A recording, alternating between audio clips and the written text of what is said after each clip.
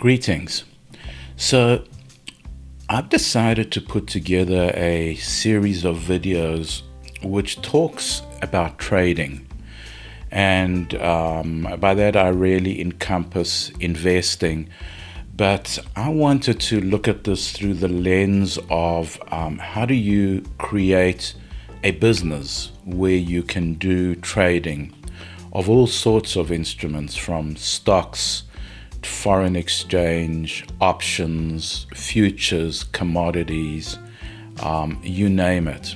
And I really wanted to look at this with the lens of a business mindset, which said, how much money do I need to invest on a daily, weekly, monthly, annual basis? What kind of returns can I make? What is the risk side of the equation? And how does this look from a business model perspective? Is trading a viable business? And so some friends have asked me to put together some of this content, and I'll build it up over the series. I don't really have a good idea of exactly where this will end, but I think I'll turn them into 20-minute segments whenever I have a moment and essentially put these together.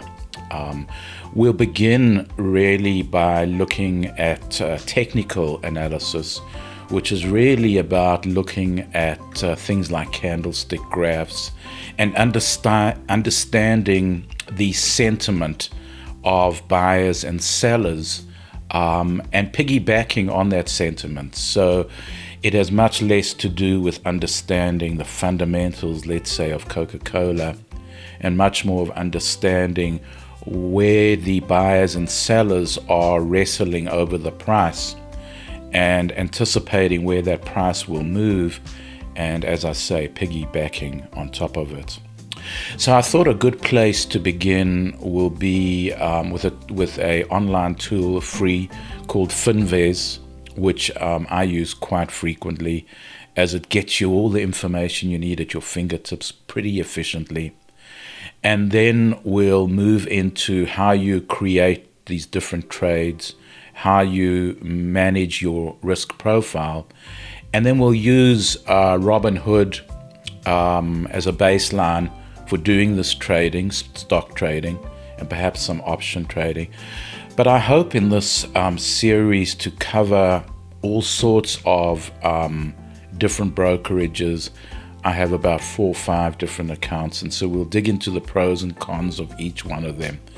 And I really wanted to take a look at this through the lens of a business. Whether you're doing this as I do on a part-time basis, sort of my weekends I spend on this, or you're spending your mornings or your early mornings, or perhaps even your whole day or every second day, or however you scope it. I think it's a neglected area where people tend not to look at this from a business. They look at it from a trade by trade. Okay, how do I trade? Here's an opportunity and I trade it. But I think the business lens is very important because it talks to how and what you do with your capital. How much capital do you really need? How much capital do you lock up? That type of thing. So we'll begin the first video, which I made actually on the weekend, and I'll just tap it in here, which is just a much more general discussion, just so that you get a sense of what's coming down. I'll give you a little peek into, obviously, a technical screen, and then I'll also show you what I mean by fundamentals or value investing, where you're looking at the balance sheet and the income statement and the fundamentals of a business. Just give you an idea of what the contrasts in those two. And then we'll travel down this technical analysis path, and we'll delve into that in quite a bit of detail. And we'll also, time permitting, later on in the series, talk about value investing. I tend to use both options. One, I find a much more value investing, a much more long-term type framework, and then technical investing is typically swing trading, as it's called, and we'll get into that, and I'll talk about that shortly. All right, let's begin. This is a introductory tutorial, if you will, into the idea of swing trading, and we'll talk a little bit about technical analysis, and then also what is known as fundamentals. Talk a little bit about those differences. But a good place to begin this journey is with a website called Finviz, which you don't really need the paid version for. You'll just get a bunch of ads, which you're not seeing on mine because I have a paid version. But you can very simply create a login credentials. But a good place to begin is just to grasp what this opening sort of screen is telling you.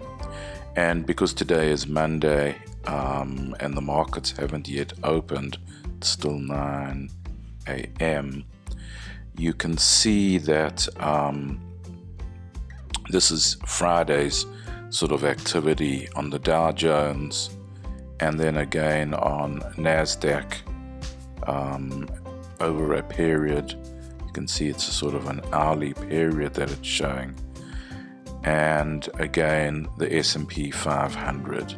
So it's always a good idea to have a sense for these numbers and the direction they're heading in. The other useful thing is to look over here, and what it's doing is it's showing where there's been increases, which stocks increased on Friday and which stocks and sectors had a worse performance on Friday.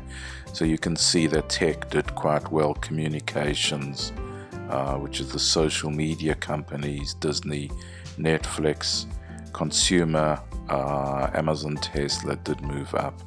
But then some of the worst performers were the industrials, real estate had a drop off, basic materials, and always a good idea to sort of keep your know-how on this. I generally don't look at the top gainers, the overboughts, those types of things. The other area I like to look at is in groups. In groups, you'll see the idea here is your one-day performance, what sector is performing on Friday the best. And so technology, as we just saw, communication services, and consumer cyclical. And then a week performance is often very useful. So you can see energy had a really poor performance last week, but real estate and technology are interesting. So real estate in particular wasn't up there about a week ago, so something's going there. So I generally don't look past the 3-month and half year. It's not that relevant, especially to swing trading. Now, probably a good idea to quickly talk about what swing trading is versus what I call value investing. I think they're two distinct sort of schools, and I'll try to distinguish those in this introduction video. Now, the screener is where we're going to spend most of our time in Finviz, and it's always a good idea. It breaks these into tabs: descriptive, fundamental, and technical, but the all tab incorporates all of them. So this is just a way to make it more sort of manageable, but I like to live in the all tab, and you can see you can now screen it looks like they have 8,207 stocks, US traded stocks, and you can see here the exchanges: Amex, Nasdaq, and NYSE. And so this sort of gives you quite a lot of data at a very low price, if not for free, if you take the free version. And you can always hover on these and then get an idea of what they mean. And if you're new to this, you can, it's a great way to learn. So for example, PE, you can just type into your Google and you get quite a bit of information coming up. And it's a good idea to sort of research sort of 2 or 3 articles, even if you don't grasp them fully. It's a sort of good homework to go and do, and just to research what those terms mean. They're not all sort of directly relevant and applicable. But let's bring up just there's American Airlines. Why don't we look at American Airlines? So these are, what you see above here is what I call a CCI indicator. We'll talk about those later. Indicators are used they sort of abstract numbers from the pricing chart, which is sitting here in the middle. And then you've got further indicators over here, relative strength indicators and the MACD. So let's not worry about those right now. As you go further down, you've got American Airlines, the sector, some statistics, who their competitors are. And then I found this quite interesting. You get some what the so-called experts are thinking that the stock price should be at, and what changes they've made. Should they hold or buy, or is it underperforming? Green is positive, so you can see that generally speaking they've moved their price up to about $29, and if you see here you're sitting at $20. You may think, well, that's a good opportunity to buy, and we'll get into that discussion a little bit further. Now, the pricing chart is interesting because what it's showing is candlesticks. And so that there is a red candlestick, and next to it is a green candlestick. And what a red candlestick is telling you is that over that period, whatever period that they're looking at, and this is what's known as a daily chart. How do I know that? You'll notice that up there is selected for daily. And so I'm showing a candle chart, and it's a daily candle chart. And so you can see that this red one means that essentially, and I'll zoom into this for you. So what it's saying is that essentially the price traded all the way on this very thin bar. That was the lowest it went to. That was the highest it went to. You can see it's got a little bit at the end, and then that's essentially, when it's a red bar, the way you read it is it opened there and it closed there. In other words, it went down. And when a thing goes down, it means that they often use the terminology that the bears were more active. They were winning more of the trades.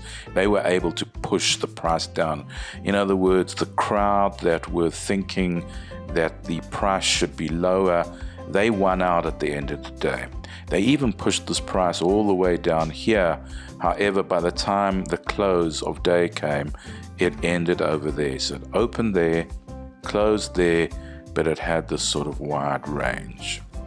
Now, a green bar, such as this bar over here, that's known as a bull bar, a bullish candlestick. And so you can see that it traded from that low price to that high price there, but it opened, and you read it in reverse. It opened here and it closed at a higher price. And in this case, it means that the sentiment, or the crowd that thought it had a higher price, they won out in that day. Remember, when you buy and sell a stock, you're buying it from someone, you're selling it to someone, and so there's a winner and a loser, so to speak. And so the people that managed to get a higher price, they won out. The price was pushed up, and so that's what it's a supply and demand type curve is what that's indicating or telling you. So that gives you an idea there of the what's called a candlestick. And then these lines over here are drawn as resistance lines. And so you can see there seems to be a resistance to going above that price, and a support really for this price. So nothing seems to be going lower than this price after this period over here, which was sort of the middle of February. So that's how American Airlines is trending in this. Notice this sort of pattern here. So, one may make a reasonable bet here that it may move upwards. And certainly the bars have changed, although you've got these very small bars over here, which are known as doji bars. And these small bars indicate that really there wasn't, there's sort of the price is at an equilibrium. No one is overwhelming. The bulls aren't overwhelming, nor the bears aren't overwhelming. Now, that sometimes indicates that a change is coming to the pricing structure. And so, although this has been moving up, you may make the argument that ultimately, over time, this will move back in a similar swinging fashion. Now notice the period that it does it in. If you go down there and you can see that's mid-May over there, and it's getting all the way up to that resistance level in June. So it looks like about a 2-week period. So over a 2-week period, you're looking at the price going from roughly $20 to $26. So if you take a spreadsheet now and you sort of do a little bit of a calculation, so the price was $20, it then went up to $26, and it was over a period of about 14 days. So let's just put some in out. Okay, so let's do a little bit of arithmetic. The profit that we would have made on this is going to be equal to 26 minus 20 divided by 20. So it's decent for sure. It's a 30% profit. So if you were trading this, let's do kind of a simulation, if you will, and let's say you had $200 to invest. So that would be 10, you would buy 10 shares. So if I bought 10 shares, it's going to be 10 times 20, which is $200, and I'm going to sell when I come out for 10 times 260. So I'm going to sell it for 260, and I'm going to make the difference between these numbers, which is $60. So if you sort of revert back over here, you can see that you're making, that's a good 30% swing over a period. And it's very important to understand this period because your money is effectively locked up for this period. And so that's that period there. This was sort of a downtrend, and in stocks you can also actually you can go short, as it's called. What that means is that you actually, from your stockbroker, you borrow stock, and I'm doing that in air quotes, and you can sell that stock at that price, and then you can buy it back when it gets down there. And so you can win on the downswings too. Now, there is some risk to doing it, more risk than in fact buying stock, which is over here. Because when you buy a stock over here, you actually take ownership of that stock. You're not borrowing anything, and then you're selling it over here. Now, here you're borrowing it, and if the price went in that direction, well, at some point your broker is going to say you need to pay back what you borrowed, and you'll be having to buy the share at a higher price, and that means that you will lose money. Not to say you couldn't lose money over here, because the stock could have equally have gone in this direction, and you would have lost money. Now, one of the secrets to good trading is putting what we call a stop order. And a stop order essentially says, look, if the price gets below here, I want to get out of the trade. So let's say we make that, you'll see that's at about $19.50. So we can come back to our spreadsheet here, and what we could say is we could put in 1950. So that's our stop. Okay, that's what we number of shares. That's total price and sold price. So if we had a stop of 1950, which is a very narrow stop, meaning it's very close, it means that we could get stopped out very easily. It's not difficult for it to hit that 1950. So maybe we want to make that, let's say, 18 for argument's sake. So now what that means is if we had 10 shares and we said, look, if it got anywhere below 18, we're going to sell it. So stop price. And so what that means is if that occurred, we would have lost. And let's do the arithmetic.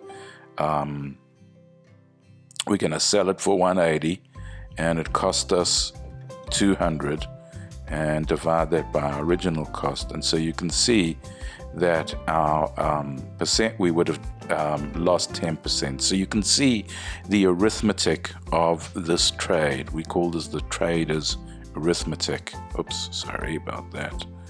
And what this says to you is that we can, the risk is the most we can lose is 10%, and we think we can make about 30% on that trade. So that looks like fairly good arithmetic. In other words, we can potentially lose, and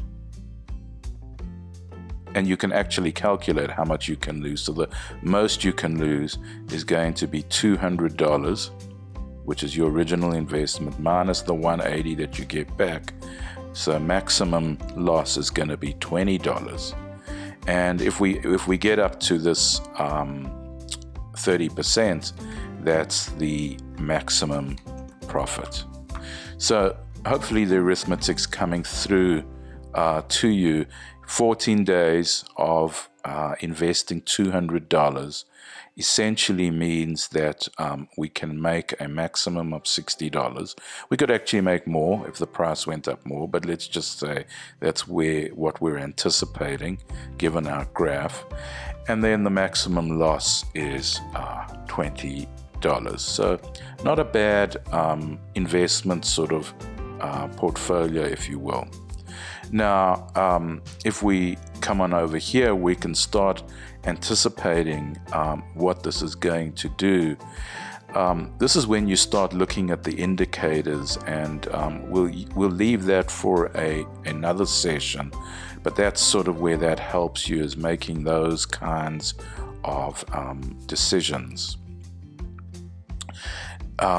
So what this all is what we call technical analysis. In other words, we're using graphs to tell us very much what kinds of decisions to make. We're not really using anything to do with the fundamentals of American Airlines, how good is the company, etc. We're using merely the pricing action. So what drives pricing? As I hinted to, it's really it's almost like a battleground between bulls and bears. People that think the price should be going up, people that think that the price should be lower, and are prepared to either pay a higher amount or not prepared to pay a higher amount, who are prepared to sell for a lower amount or not prepared to sell. And that's what the marketplace is creating. And we're essentially trying to anticipate what kind of pricing the market is predicting, and we're going to piggyback on top of that to make our profit. Now, down here is more of the fundamentals, and you can see some of the news that is coming into play. Their competitors, what they're doing. So this is where the fundamentals come into play a little bit more.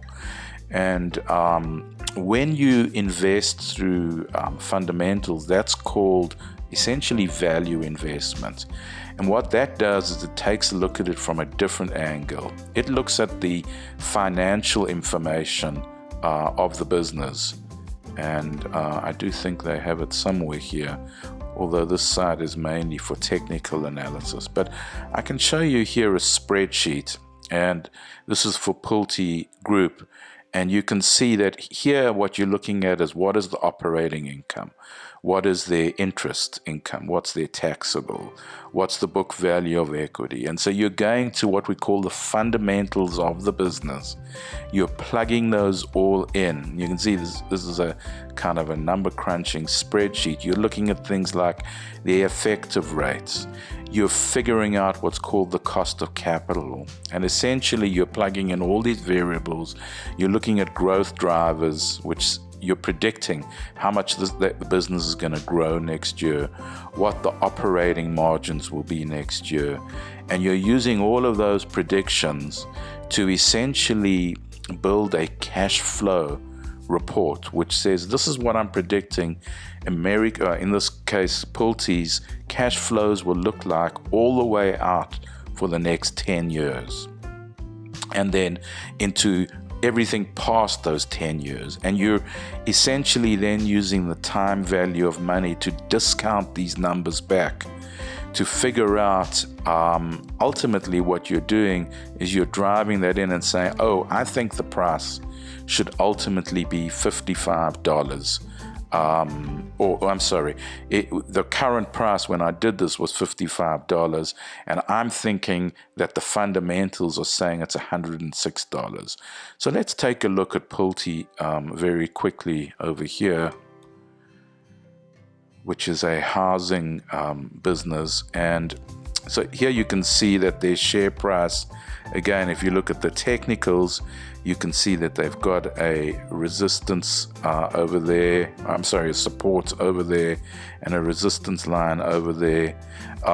These are the moving averages, which we'll get into in later videos, but you can see that they sort of early in the year, May, they peaked during that big housing boom, and then they sort of have dropped down and they're in that range. Now, what's interesting is that the fundamental analysis I did said, hey, these guys should really be worth about $106.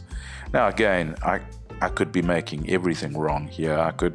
All my conclusions could be wrong, like the revenue growth and the operating margins and how much their reinvestment should be.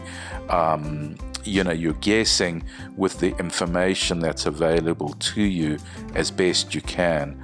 But if that is the case, you can see that what you can do is you're thinking the price is going to be almost double. Now, that is a much longer term play. It's typically where you can see the time frames here.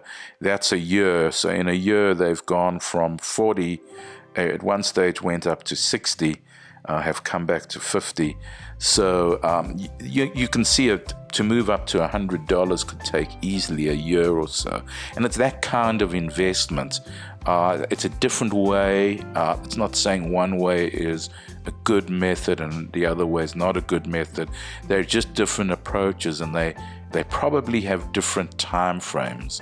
So you can get a sense now that swing trading is much more about the technical analysis. It's a much shorter time frame, sometimes a few days. You may be looking at a move from here to here in a couple of days, or sometimes you can even do it within the same day. That's generally called day trading. But the way you look at the technical graphs is essentially the same, whether you're doing day trading or swing trading. And then you get into the value investing side, which I described a little bit earlier on. So I think that sets the tone for these lessons and what I intend to get through. Let's sort of talk about the analysis that can be done. And what I would suggest is just getting familiar searching for a few companies that you know, and looking at some of their graphs, and just sort of getting familiar with this FinViz dashboard. This is quite interesting over here. You see all the social media talk going on about that company, so it's quite useful. Get a lot of information here on a page. So where do we go to next? Well, obviously, given that there's so many stocks available, 6,207, we are going to essentially do some filtering. It's called screening, so that we screen it down, and I'll show you an example. So we've screened it down, in this case, to 61. We'll put it onto charts, and there you can see the yellows are the screening parameters. And if you'd like to sort of copy these while you're learning FinViz, go ahead and do that. I'll just leave it on the screen for a few minutes and sort of explode the screen so it's easier to see.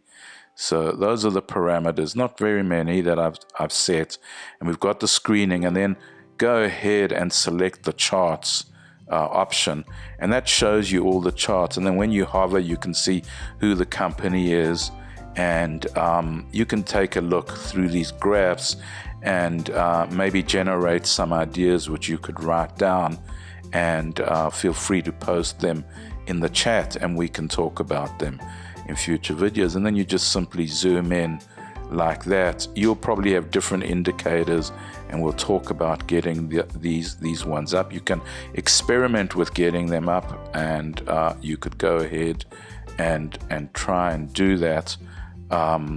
It's quite straightforward. It's done out of the settings, but you'll essentially get this same graph, these different indicators. You select whichever ones you feel most comfortable with. So we'll get into that a little bit later on. Okay, well, thank you, and I hope you enjoyed that sequence. And I think a takeaway that I would recommend is that if you're new to this, get into it right away. So get yourself FinViz. As mentioned, it's free. And copy the screen that I had up previously, and just start perusing the charts. There's nothing you can really do with them right now, but it's a good idea just to get familiar with the screens, with some of the terminology. And the next video that I'll bring out, I'll start talking about specific screens that I do to find swing trades, where to find these stocks, how to look through them, and then how I use indicators to help me make very quick decisions, because I don't have a lot of time to spend on this. I'll use these indicators to make a quick decision how to buy. In that earlier video, you did get an idea of how you can set your risk profile. So setting stops is really critical to this. And that allows you to really, or allows me anyway, to sleep well at night, because I know that I have a maximum loss and then I have some upward potential. So hopefully you enjoyed this. Thank you for watching, and look for more videos. Subscribe down below, and you'll be notified as I make them. Thank you very much.